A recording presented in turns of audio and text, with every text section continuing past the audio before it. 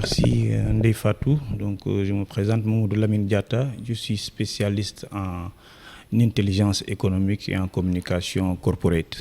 D'accord. Monsieur Diatta, nous avons un nouveau président, un président âgé de 44 ans, un président qui est le plus jeune d'ailleurs des 5 présidents. Quelle appréciation faites-vous de son élection? Alors, d'abord, se féliciter de ce grand jour, parce que c'était un jour historique aujourd'hui pour le Sénégal, le 2 avril 2024. En Mondovision, on a suivi l'investiture de M. Bassirou Djahar Faye, 5e président de la République du Sénégal. Donc, ça dénote de la résilience de notre démocratie, puisque vous n'êtes pas sans savoir qu'il y a eu des péripéties qui ont présidé, donc un peu malheureuses d'ailleurs, qui ont présidé un peu à l'avant élection. Et aujourd'hui, le Sénégal peut se prévaloir, disons, à la face du monde, d'une démocratie résiliente qui a su rebondir à la face du monde. Alors, Bassirou Diomaye Diakhar Faye est aujourd'hui le 5e président. Moi, j'ai été à la cérémonie d'investiture. C'était au CICAD.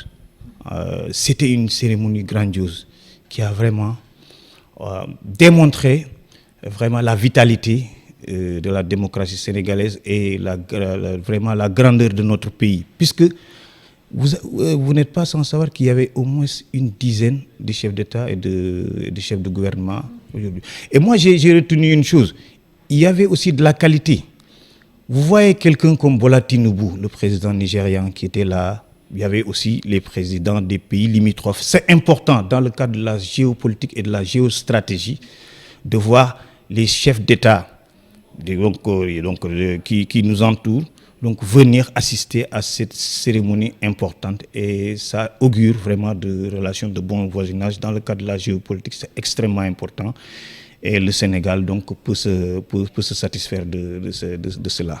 D'accord. Quelles sont les urgences du président de la République? Nous avons tantôt parlé du principe de la bonne gouvernance, mais aussi de la baisse des prix des denrées de grande consommation. Alors, je dois rappeler que j'étais donc en compagnie, au CICAD, j'étais en compagnie d'une icône du secteur privé sénégalais. Ça tombe bien votre question, parce que j'étais en compagnie de M. Mamadou Racine Sy, premier vice-président du Conseil national du patronat. Vous savez que le secteur privé, aujourd'hui, est le moteur de la croissance. L'État n'a pas vocation à créer des emplois. C'est le secteur privé qui est chargé de le faire.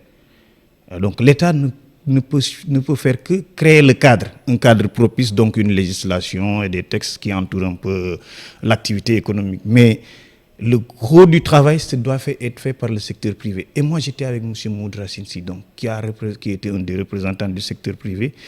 Et c'est important, parce qu'aujourd'hui, le secteur privé dit que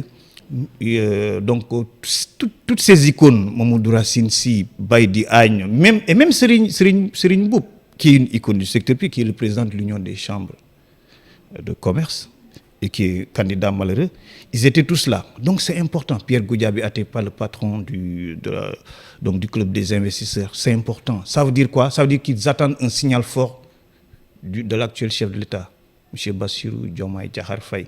Ça veut dire aussi qu'ils sont là aussi pour l'accompagner dans le cadre d'un patriotisme économique, pour booster l'industrie, le secteur secondaire, booster l'agriculture, mais aussi participer à voir comment faire pour vraiment participer à la réduction du coût de la vie. Donc l'État ne peut pas aller sans le secteur privé et vice-versa. Le secteur privé ne peut rien faire sans l'intervention de l'État. Nous sommes dans un pays pauvre, dans un contexte de crise généralisée. Et donc, ce partenariat win-win entre l'État et le secteur privé peut augurer de lendemains meilleurs dans le cadre de votre question, de la réponse à votre question. Ça veut dire comment faire pour réduire le coût de la vie, parce que là, on assiste à un renchérissement vraiment exponentiel des prix des denrées de consommation courante, ce qui fait que le panier de la ménagère est dégarni.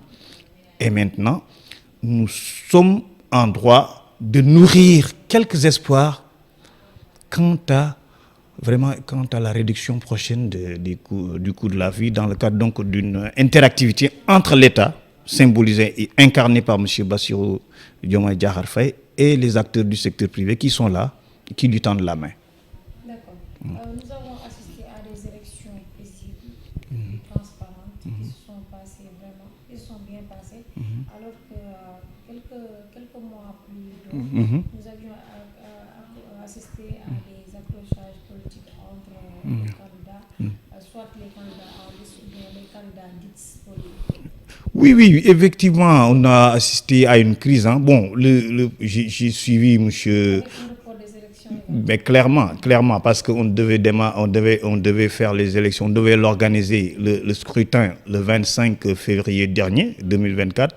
Et M. le Président Macky Sall l'a reporté donc, avec un prétexte comme quoi, bon, l'affaire Karim Wade, entre autres, hein, qui a été spolié, voilà, qui faisait partie des spoliés et qui n'aurait pas été bien traité, selon donc, le chef de l'État. Mais moi, je dis, aujourd'hui, nous avons dépassé tout cela.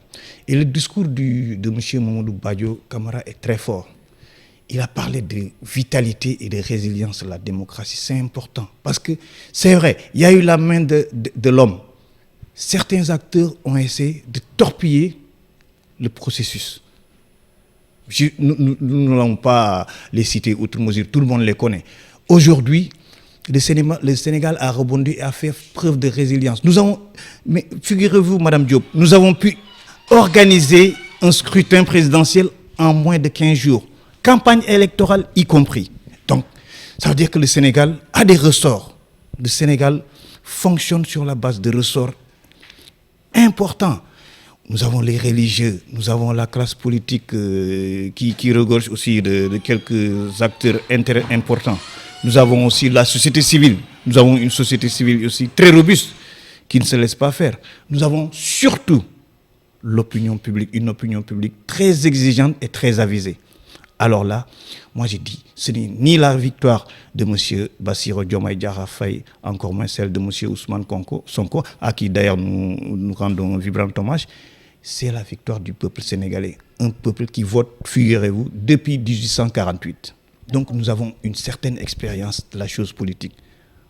Ce n'est pas aujourd'hui qu'on va nous apprendre comment interagir pour donc mettre en place un système politique apaisé.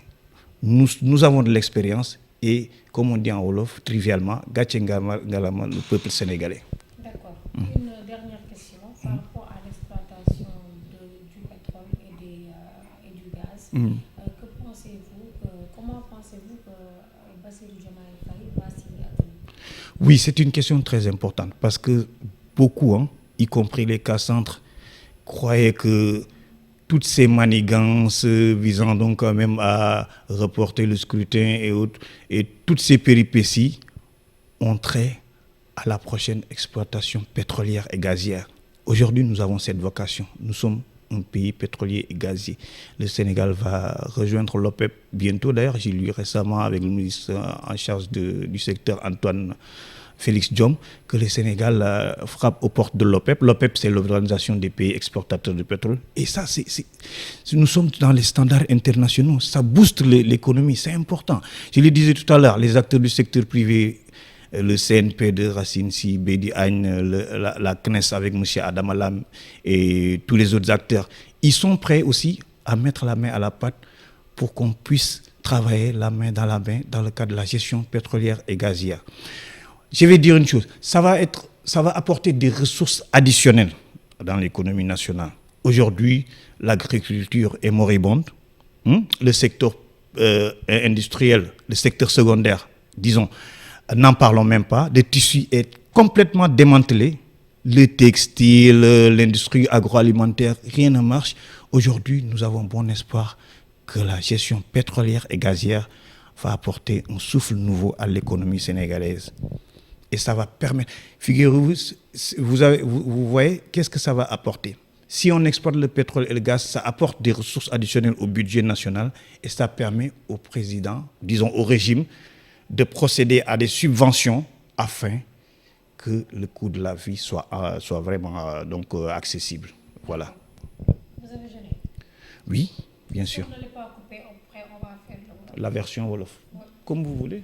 waaw man la Mouhamadou Lamine Diatta je suis man li ñuy wax ci nasaraan expert en intelligence économique et communication corporate maanaam communication institutionnelle ci loolu lay yëngu.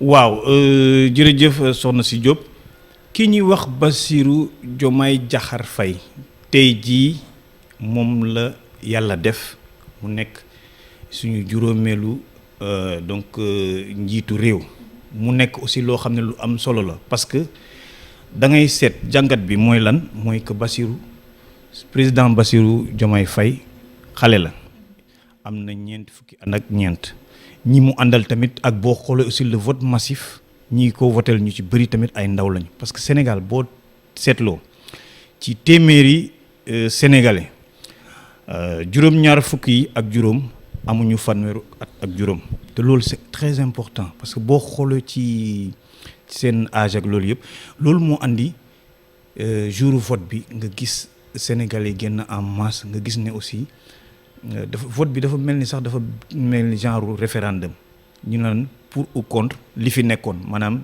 li nasaraan di wax continuité ñii naan rupture ñoom Sonko ak ñoom Bassirou Diomaye maanaam rupture mooy maanaam ñu andiwaat leneen yeesalaat leen réew mi ci wàllu doxalin surtout ci wàllu donc doxalin suñuy koom ak wala ak suñuy koppar voilà loolu moo tax aussi moom liñ ko investir tey ci affaire bu cérémonie bu mucc ayib man maa ngi fa woon si kat vraiment àndoon ak président Racine Sy mu nekk kilifa boo xam ne bu ñu ràññee ci wàllu secteur privé maanaam ñëpp ñi Sénégal yi xarañ ci wàllu koom ak yu demee noonu daal donc man maa ngi woon ci investiture gis naa ne investiture bi soobroon na waaye amoon na solo parce que amoon na ay kilifa yu bëri ay njiitu réew yu surtout ñoo xam ne réew yoo xam ne ñoo ñu wër dafa important loolu ci wàllu géopolitique ak ci wàllu jëflante diggante réew ak réew ku mel ni Gazouani xoolal ñu ngi liggéey ak moom ci wàllu gaz bi xam nga kooku ñëw na président Mohamed Gazouani muy loolu muy jàngat bu am solo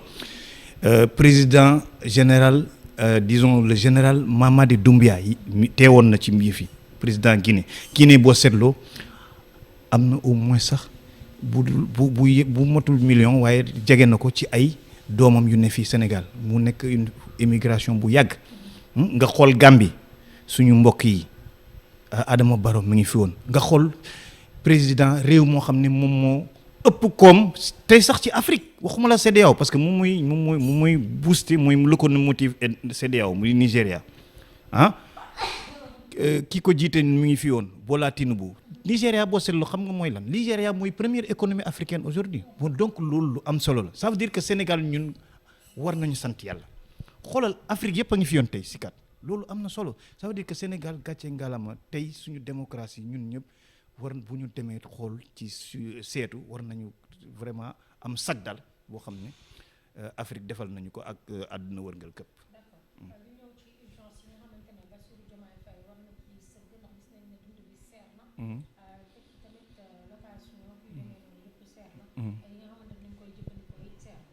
li nga wax soxna si Diop am na solo parce que damay fàttali ni bi ma demee SICAD pour fekkee li ñuy wax investiture président Bassirou Diomaye Diakhar Faye dama ànd nag kenn ci kàngaam yu nga xam ne moom la ñuy wax secteur privé muy Mamadou Racine Sy moom mooy ñaareel njiitu CNP conseil national du patronat muy kuréel boo xam ne moom moo ëmb ñi nga xam ne mooy njaatige yi ñu leen wax njaatige yi ñoom xam nga boo seetloo secteur privé ñoom ñooy créer richesse ñoom ñooy andi ay emploi maanaam ay liggéey ñoo fiy créer liggéey ñoom tamit dañuy fay ay taxes ay l'impôt maanaam dañuy dugal xaalis bu koom bu bëri ci dañuy dugal koppar yu bëri ci koomu Sénégal ku mel noonu laa àndaloon tey mu nekk loo xam ne lu am solo la ci cadre question bi ngay wax noonu ma àddu ci question boobu loolu mooy lan maanaam Sénégal tey dafa bëri ay priorité président Bassirou Diomaye Diakhar Faye dafa jànkoonteeg ay priorité loo xam ne moom la ñuy wax priorité mooy lan dund bi dafa cher boo bëggee tabax kër mooy loolu day métti bu loolu weesoo bon voilà donc dund bi cher ki emploi xale yi nee nañu amuñu boo xale mbënd mi mu ngi dafa tar fu mu toll ni mais lan man boo seetloo priorité bu njëkk mooy dund bi dafa cher nan la ñuy def pour nit ki loo am akas néew boo ci demee marché boo ñëwee nga suturlu ak sa njaboot loolu mën nañ ko Sénégal bëriwuñu on est 18 millions et puis am na koom c'est un pays boo xam ne dama koy wax ci nasaraan tout le temps à la fois dañoo am koom dañoo riche ba pare pauvre beneen kii ndóol tamit ci beneen côté bi maanaam am nañ ay ressources am na li fi ne am na li fi yàlla def mais nit ñi dañu war a góorgóorlu tamit mu am aussi un leadership maanaam njiit yi aussi seen dundin li ñuy wax train de vie ñu wàññi ko te loolu man gis naa seen programme ñoom ñii toog ñii vraiment profito ci waxtaan bi di rendre hommage kii di Ousmane Sonko ci xarañam ak vraiment popularité am parce que gis nañ ne aussi jàmbaar la tamit jàmbaaru xare la ñu koy rendre hommage mais ñoom dañoo fu mu toll nii dañoo am une responsabilité historique mooy maanaam ñu xool nan la ñuy def ba wàññi dund bi nit ñi mën jot ci li ñu war a jëfandikoo ci wàllu ceeb ci wàllu diwlin ci wàllu te ñu xool aussi la structure de l'économie maanaam koom bi ñu changé waat ko ñu xool nan la ñuy fexe ba ñun li ñuy béy dundee maanaam li ñuy dundee fi Sénégal mu daal di meññee fi Sénégal te gis naa ne ay ndaw lañ ku leen jàppale tam ñu dem normalement en principe incha allah ci kàttanu sunu borom nañ leen ñaanal rek nañ leen ñaanal ba ñu def politique politicienne naan nii ak nii di leen raaye ci réseaux sociaux yi nañu bàyyi loolu fu mu toll nii ñun ñëpp dañu war a jël suñu loxo sumb ko ci donc ci pot mi pour temps de la liggéey Sénégal jëm kanam. non non.